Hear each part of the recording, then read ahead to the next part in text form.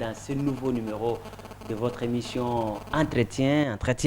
On va revenir sur une question qui a défrayé la chronique, en tout cas ce coup de gueule de l'Union africaine qui demande ou qui menace même de quitter la Cour pénale internationale, sinon de ne plus reconnaître la compétence de cette Cour à cause des chefs d'État en fonction qui sont poursuivis ou alors de cette justice qui serait injuste selon le ministre éthiopien des Affaires étrangères. Et pour essayer d'analyser cette question, nous avons reçu sur ce plateau un spécialiste des questions de droit pénal international en la personne du professeur Raphaël Niabirongo, qui est également doyen de la faculté de droit à l'université de Kinshasa et professeur de droit, je voulais dire, dans plusieurs universités au niveau du continent. Professeur, bonsoir. Bonsoir. Prof, c'est un plaisir pour nous de vous recevoir sur ce plateau pour évoquer cette question qui hante les esprits depuis quelque temps. La CPI est au centre d'une vive controverse en Afrique où les États critiquent son action et l'accusent justement d'être un instrument qui serait instrumentalisé par les grandes puissances pour maltraiter les Africains. Et quelle est votre lecture, professeur? Je voudrais d'abord recadrer la question en soulignant que la CPI a été créée par une convention, un traité. Et le traité est signé par ses membres et n'engage que ses membres. Je ne vois pas où est la part de l'Union africaine dans l'exécution ou la mise en œuvre de ce traité.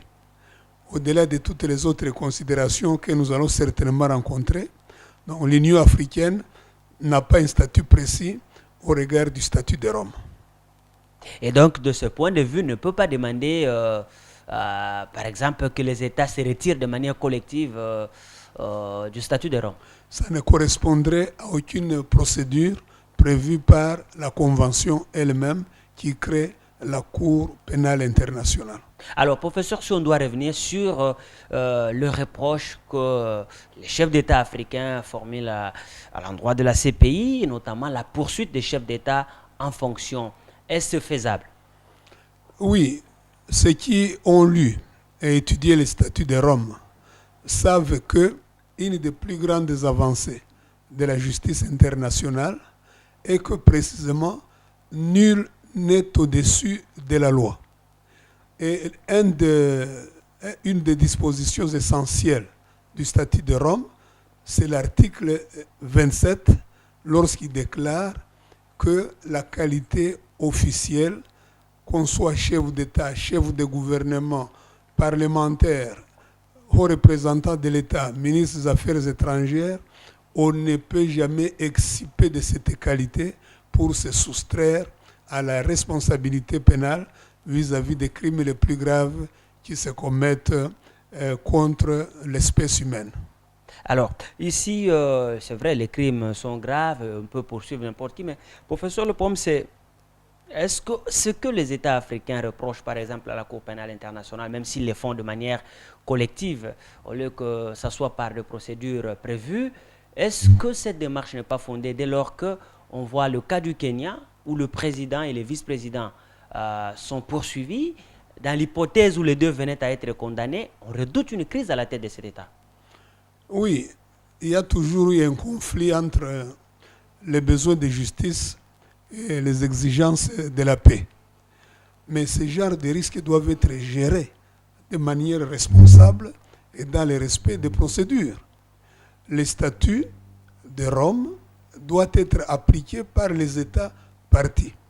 Les procédures qui concernent le président Uhuru Kenyatta et son vice-président sont des procédures relatives aux événements de 2007. Ce sont des procédures déjà commencées. Et le statut de Rome prévoit que, quelle que soit la position d'un État membre, que ce soit dans le sens de se retirer ou de ne pas coopérer, ne peut pas avoir d'incidence sur les procédures en cours. Donc ces procédures iront jusqu'à leur terme. Et donc, on peut envisager un jour qu'un chef d'État en fonction est condamné. Alors, qu'est-ce qui va être fait à ce moment-là? Mais quand un chef d'État est condamné, l'objectif du statut, c'est de mettre fin à l'impunité dans le chef de n'importe qui, y compris les chefs d'État. Oui. Ben, les États devront coopérer pour qu'il exécute sa peine une fois que les voies de procédure auront été épuisées. Ah donc, vous l'avez déjà dit à l'ouverture, donc maintenant que les États africains demandent la suspension de ces poursuites, notamment pour ceux qui sont en fonction, est-ce qu'ils vont coopérer dans les cas, on voit par exemple le cas du chef d'État soudanais qui ploie sous le coup d'un mandat d'arrêt, il y a d'autres aussi, est-ce qu'ils vont coopérer vraiment avec la CPI? D'abord, il faut savoir qui demande. Ce n'est certainement pas l'Union africaine qui doit demander au Conseil de sécurité ce qu'il faut faire. Ce sont les États partis, soit individuellement, soit à travers l'Assemblée des États partis. Lorsque cette demande sera faite, on ne peut pas dès le départ dire que la réponse du Conseil de sécurité doit être favorable. On ne peut pas être demandeur et en même temps imposer la réponse. Le Conseil de sécurité, sur base de l'article 16, peut effectivement suspendre des procédures en cours pendant 12 mois et cette suspension est renouvelable. Mais on ne peut pas préjuger de ce que le Conseil de sécurité va décider. Il est maître de sa décision et cette décision peut être aussi défavorable. Et en ce moment-là, la procédure engagée poursuivra son cours. Oui, prof, un peu, est-ce qu'on peut revenir sur... on dit souvent que la justice internationale est subsidiaire à la justice au niveau national et qu'il y a complémentarité. La justice internationale ne peut venir que si les juridictions locales ne sont pas en mesure de faire le travail. Est-ce que le fait pour nous de faire confiance à la CPI, ça veut dire que nos juridictions au niveau local ne font pas leur travail? Mais précisément, par votre question, vous êtes en train de balayer les fondements même de la démarche de l'Union africaine. Au cœur du statut de Rome se trouve le principe de la complémentarité. C'est-à-dire, le premier juge des crimes qui se commettent sur le territoire d'un État ou par les ressortissants d'un État, c'est cet État lui-même et ses juridictions nationales. C'est parce que les États sont dans l'incapacité de juger ou n'ont pas la volonté de juger qu'ils se remettent à la Cour pénale internationale. Et vous pouvez vérifier toutes les situations qui ont été déférées à la Cour pénale internationale. Ce n'est pas les États africains eux-mêmes. La République démocratique du Congo, l'Ouganda, la Côte d'Ivoire, le Mali, le Kenya, ce sont les gouvernements de ces États qui ont déféré leur situation devant la CPI. Alors, il faut en appeler à un peu de cohérence. Vous ne pouvez pas d'une part appeler au secours la Cour pénale internationale et de l'autre lui reprocher de juger les affaires que vous lui avez confiées. Et puis, l'Afrique n'offre pas le modèle de ces États qui s'acquittent de leur obligation de juger et de punir. Les crimes qui ont été commis en Ouganda par la résistance du Seigneur, c'est le président Museveni lui-même qui s'est trouvé dans l'incapacité d'assurer la répression de ces crimes et qui les a transférés à la CPI. Et les crimes commis en Centrafrique, mêmement, les crimes commis en RDC, c'est le gouvernement de la République qui librement en a appelé à la Cour pénale internationale. De quoi nous plaignons-nous? Entre-temps, qui est procureur général de la Cour pénale internationale? Madame Bensouda, c'est une Gambienne, une Africaine, à la peau noire de Ben. Il n'y a pas d'hésitation à ce sujet quant à sa race. Donc cela, il n'y a aucun fondement. Moi, j'ai dit que l'attitude de l'Union africaine relève de ce que j'appellerais le parajuridisme proche d'une certaine paranoïa. Il n'y a pas un fondement en droit, oui. Il n'y a pas une démarche raisonnable sur la question. Ah donc vous êtes de même avis que, par exemple, l'Amnesty International qui dit finalement que l'Union africaine essaie de défendre ses membres dont la plupart sont des dictateurs, entre parenthèses, les gens qui commettent des crimes et pensent quand ils sont à la tête des États, ils ont droit de vie et de mort sur leurs citoyens. Vous avez suivi la déclaration de Desmond Tutu, prix Nobel de la paix, une grande conscience morale africaine. Il dit que ceux-là qui veulent se désengager de la CPI sont en train de chercher comment, en toute impunité, ils peuvent continuer à tuer, à mutiler et à opprimer leur peuple. Il faut que les dirigeants africains actuels parviennent à déjouer le piège qui ferait de l'Union africaine un nouveau club de chefs d'État, comme c'est le fut avec l'organisation de l'unité africaine. Pendant que les dirigeants se déclarent victimes de la haie ou de la CPI, pense-t-il à toutes ces victimes par millions qui, elles, sont victimes de la mauvaise gouvernance, de l'incapacité à résoudre nos problèmes? Difficile, professeur. Alors, vous êtes spécialiste, par exemple, quand nous prenons le cas du Congo. C'est vrai que le Congo, je me souviens, à l'époque, vous étiez député, vous étiez à la tête d'une grande démarche qui demandait la répression au niveau international des crimes, par exemple, qui se commettent pour l'instant à l'est de notre pays. Je ne sais pas à quel niveau se trouve ce dossier aujourd'hui, mais ma question est celle de savoir qu'est-ce qui explique l'incapacité organisationnelle de nos juridictions au niveau national, par exemple. Il faut comprendre la nature des crimes dont il est question. Oui. On les appelle des crimes de masse. Ce sont des crimes qui se commettent généralement à l'occasion de crises majeures, à l'occasion de conflits armés, à l'occasion où toutes les structures de l'État sont effondrées, y compris le système judiciaire. En ce moment-là, on ne peut pas compter sur ce qui n'existe pas pour juger et punir. C'est pour cela que la CPI est une juridiction permanente pour aider les États membres à faire face à des situations de crise. Donc on ne peut pas demander à un pays qui sort à peine d'un conflit d'avoir une justice, un système judiciaire qui fonctionne selon les standards d'une justice équitable. Voilà le fond du problème. Donc c'est ça la grande question. Et la démarche pour les crimes de l'Est, par exemple, vous étiez à la tête d'une... Où en sommes-nous aujourd'hui? Vous avez abandonné ou vous avez abdiqué tout simplement? Non, j'ai eu la chance que la proposition de loi dont nous étions auteurs ait été endossée par la nouvelle législature.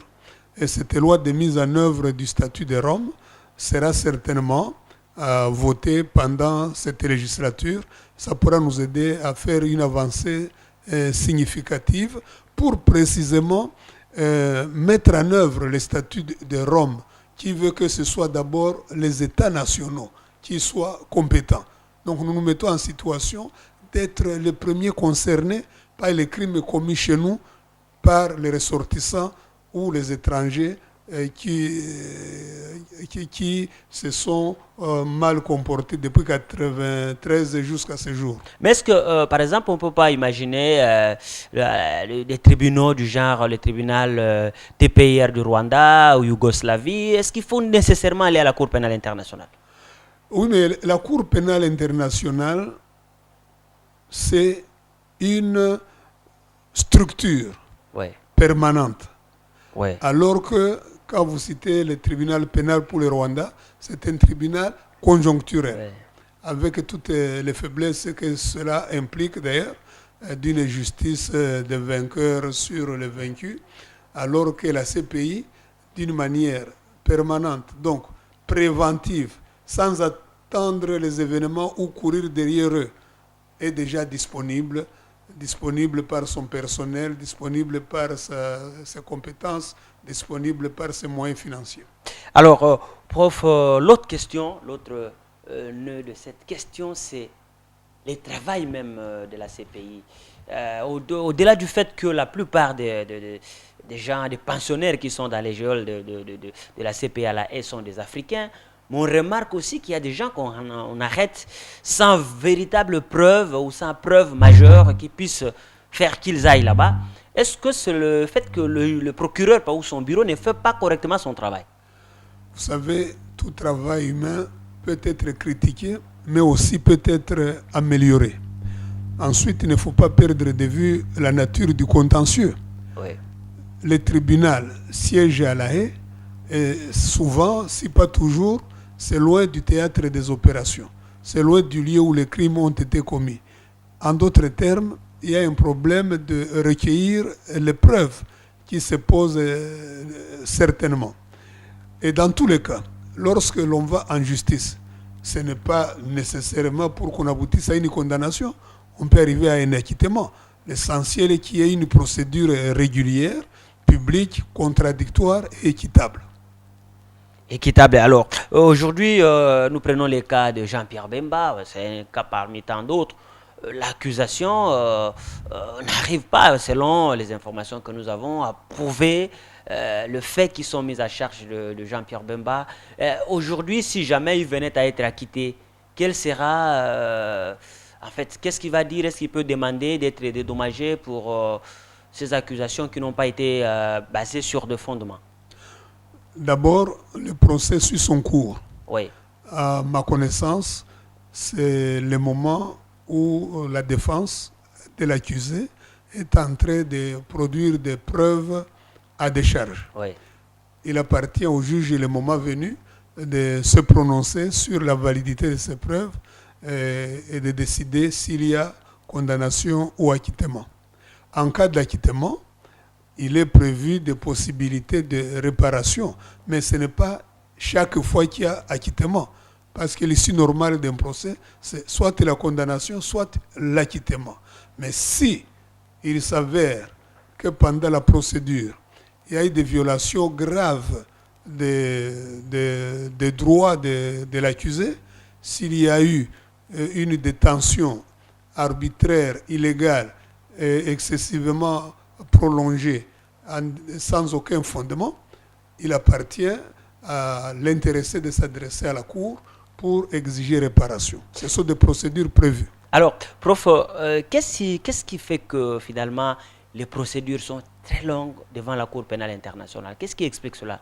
Je peux vous citer le cas des événements du Rwanda qui datent de 1994 et à propos desquels les procédures ne sont pas encore terminées, alors que la Tanzanie, où les concernés sont jugés, est attenante au Rwanda au lieu supposé des crimes. À plus forte raison, quand vous regardez la distance entre les crimes qui se commettent en Afrique centrale et de l'Est et la Haye, il y a d'abord cela. Ensuite, je vous l'ai déjà dit, du moment qu'il s'agit des événements qui conduisent à ce qu'un État soit totalement désarticulé, cela veut dire qu'on n'a même pas de services publics auxquels recourir pour recueillir des preuves, par exemple documentaires. Vous ne pouvez pas compter sur une administration, elle n'existe pas. Vous ne pouvez pas compter sur un bureau de l'état civil. Vous ne pouvez pas compter sur des greffes d'un tribunal. Il y a tant et tant de choses qui deviennent très difficiles à acquérir à cause de l'origine même des crimes qui sont poursuivis. La justice, le temps de la justice, ce n'est pas un temps mathématique ni financier. C'est un temps philosophique. Ça doit prendre son temps. Pendant ce temps, l'inculpé reste là-bas en attendant sa suite. C'est difficile. Ce sont les inconvénients d'une procédure judiciaire. Il est plus difficile de rester dans la prison de Scheveningen que de vivre au Grand Hôtel de Kinshasa, bien sûr. Alors, prof, on va prendre un autre point, toujours en rapport avec la justice, mais cette fois-ci, la peine de mort. Au courant de la semaine, on a célébré la journée, les activistes, il y a des gens qui luttent, qui demandent la suppression de la peine de mort parmi les peines qui doivent être infligées. Alors, on connaît votre point de vue, vous êtes abolitionniste, et pourquoi? Je suis abolitionniste, d'abord parce qu'effectivement, je crois au caractère sacré de la vie et je crois que ce caractère doit être absolu. Je suis aussi abolitionniste parce que tel est l'essence de l'histoire, telle est la philosophie même du système des Nations Unies dont la République démocratique du Congo est membre. Et je suis abolitionniste parce que l'abolition de la peine de mort ferait de notre société une société exemplaire et fréquentable. Voilà. Voilà. Alors, mais prof, aujourd'hui, il y a un problème, par exemple, avec notre code pénal qui reconnaît la peine de mort comme peine à infliger à un inculpé, alors que la Constitution ne reconnaît pas cette peine-là. Qu'est-ce qu'il faut faire? C'est continuer à se battre. c'est continuer à démontrer que le maintien de la peine de mort est contraire à deux prescrits de notre Constitution. D'abord l'article 16 qui dit que la vie humaine est sacrée, et de l'autre l'article 61 qui dit que en aucun cas, même lorsque l'état d'urgence ou des guerres sont proclamés, il ne peut être porté atteinte aux principes fondamentaux suivants, dont le premier, c'est le droit à la vie. Il s'agit d'être cohérent avec notre système constitutionnel. Et voilà, mais on dit que le juge pénal n'est pas nécessairement constitutionnaliste, et donc il peut condamner, mais c'est à l'État de voir ce qui va se passer. Et là, ça nous amène au moratoire. Nous avons souscrit au moratoire qui court, mais il va jusque quand? Et aujourd'hui, on en est à quel niveau, justement, avec ce moratoire? C'est très bien que la République démocratique du Congo, en cette année-ci 2013, ait totalisé 10 ans sans procéder à l'exécution d'une peine capitale. Cela veut dire que selon les normes des Nations Unies, nous pouvons désormais être comptés parmi les États abolitionnistes. Donc, même si la situation traîne sur le plan de la loi, on peut dire que sur le plan pratique, la République démocratique du Congo connaît une avancée et va dans le sens de l'histoire. Mais les gens qui ont été condamnés à mort, qui sont à Makala là-bas, quel sera leur sort par rapport à cette peine-là? Ils seront détenus et dans notre proposition de loi, la peine de remplacement, c'est l'emprisonnement à vie. L'emprisonnement à vie. Est-ce que vous ne pensez pas qu'il y en a, il y a certaines organisations qui disent que cette peine est une manière de dissuader, par exemple, ceux qui vont tenter de donner la mort à quelqu'un d'autre? Vous avez le cas dernièrement d'un homme qui viole une fille, passe même à la mutilation, il est condamné à mort, et puis demain, voilà, on le laisse à vie. Est-ce que vous ne voyez pas que les criminels peuvent dire, bon, on peut faire ça, mais on a la possibilité de rester en vie? On n'est pas à ce stade du débat. La controverse sur le maintien ou l'abolition de la peine de mort est connue. Oui. Il y a les arguments pour, il y a les arguments contre. Oui. Mais tout est dans l'option, tout est dans les choix de société que nous voulons. Oui. Et il n'y a pas que de mauvaises nouvelles. Par exemple, au moment où la République centrafricaine est en crise militaire, politique et humanitaire, le président a décidé de l'abolition de la peine de mort. Tout est dans le courage et dans l'idéal poursuivi. Mais le problème, c'est, je viens de le dire, prof, quelles sont les dispositions que l'État, par exemple, prend pour empêcher, par exemple, quelqu'un qui a donné la mort, normalement, il mérite aussi la mort, non? Non, on ne peut plus s'exprimer comme cela. Toute vie doit être sauvegardée. Et la disposition à prendre, c'est s'assurer que la peine de remplacement sera à la fois sévère, dissuasive et effective. Donc il faut travailler effectivement, ce n'est pas une condition, c'est une responsabilité sur l'administration pénitentiaire, sa bonne tenue et son efficacité. Est-ce que, prof, au stade actuel, il faut réviser les codes pénals que nous avons actuellement? Les travaux avancent au niveau de la commission permanente de réforme du droit congolais. Nous avons déjà le texte qui est soumis à l'appréciation du gouvernement comme projet à soumettre au Parlement. Donc, plusieurs dispositions devraient être modifiées, si je vois bien. Plusieurs, en tout cas, dans cet avant-projet, la peine de mort n'est pas prévue. La peine de mort n'est pas prévue. Prof, nous allons chuter, on va finir avec cette émission. Nous avons parlé de la CPI, et ses devoirs actuels avec l'Union africaine et l'abolition de la peine de mort. En quelques mots, comment vous résumez cet entretien? La Cour pénale internationale est une nécessité. C'est une œuvre humaine, elle peut souffrir des imperfectionnements. Il revient aux États membres de proposer les améliorations nécessaires à travers tous les mécanismes d'amendement et de révision qui sont prévus dans les statuts. Quant à la peine de mort, c'est une lutte que nous devons mener.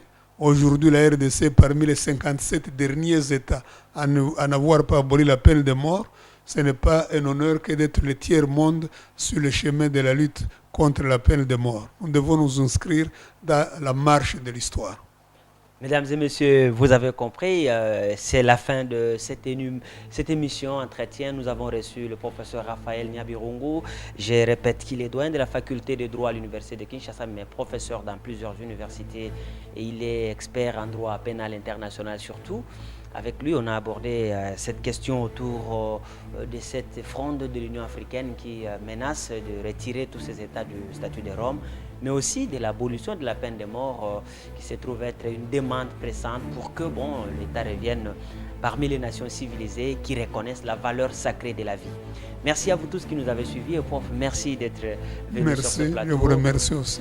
À la prochaine pour un autre numéro et nous allons vous retrouver toujours avec le même plaisir. Au revoir. Merci.